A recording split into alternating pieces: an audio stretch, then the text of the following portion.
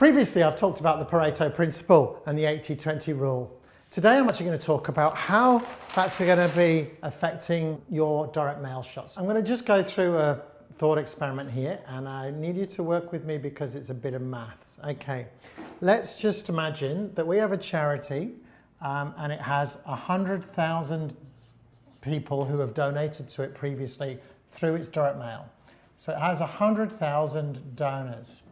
When it does a mailing, it's targeting, because it's found from experience, that it gets about 10% response rate, okay?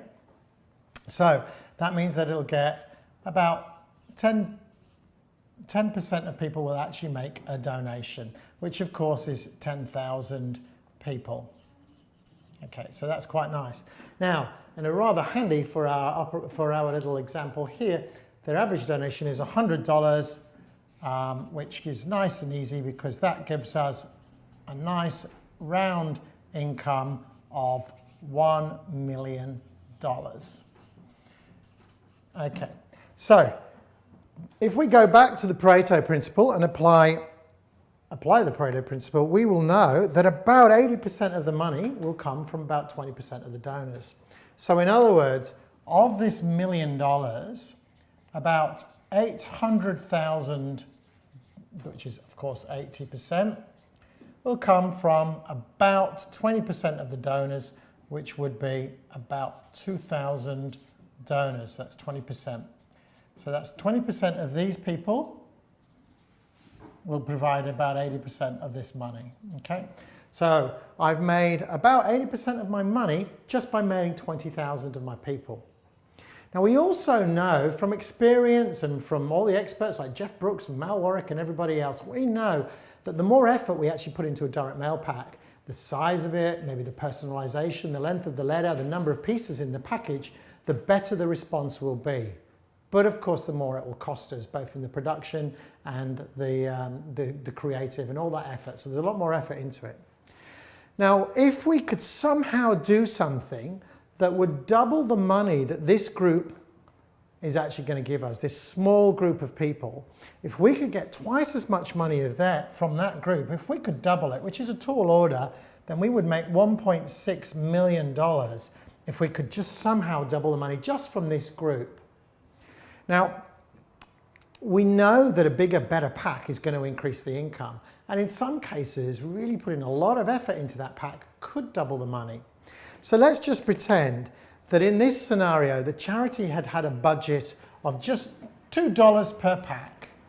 Okay, so that means that if they had $2 per pack, they spent $200,000 on this package. Okay. Now, normally a charity will brief and say, we have 100,000 donors, we have $200,000 budget, so therefore we have to spend $2 per pack. Let's look at this differently. The way I would look at this is I'd say, I've got $200,000 to spend, I've got a number of people that I could mail is 100,000. But if I spent more per pack on a smaller group, then could I make some money?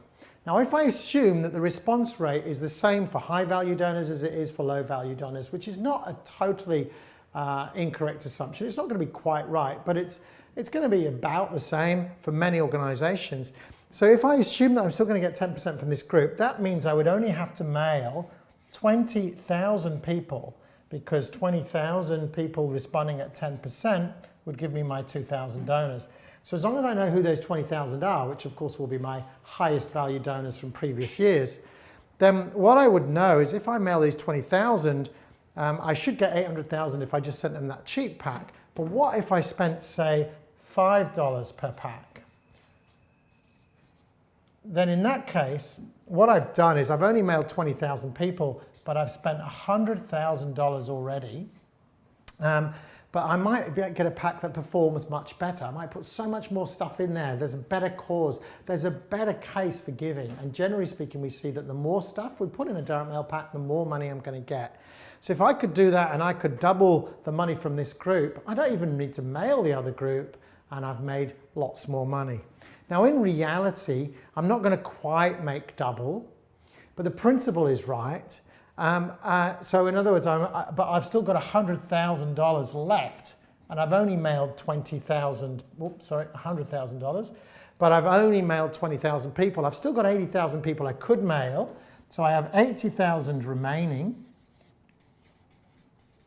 and I've still got a $100,000 budget. So I might send a much cheaper pack, in this case about $1.25 per person, to that remaining group.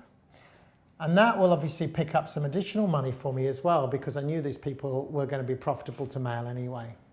So what I'm going to do, the big difference here between a normal sort of approach and the Pareto approach, is what we're going to do is, instead of saying how much are we going to spend per pack from the beginning, we say what is the best possible pack that I could mail to my high value donors, and I'm going to mail that, and any money I've got left I'm going to mail a reduced number of donors out of the lower value donors. The key here is, quite often you'll say, right, we're going to do 5 pieces and have a 6-page letter and have lots of bits in my pack.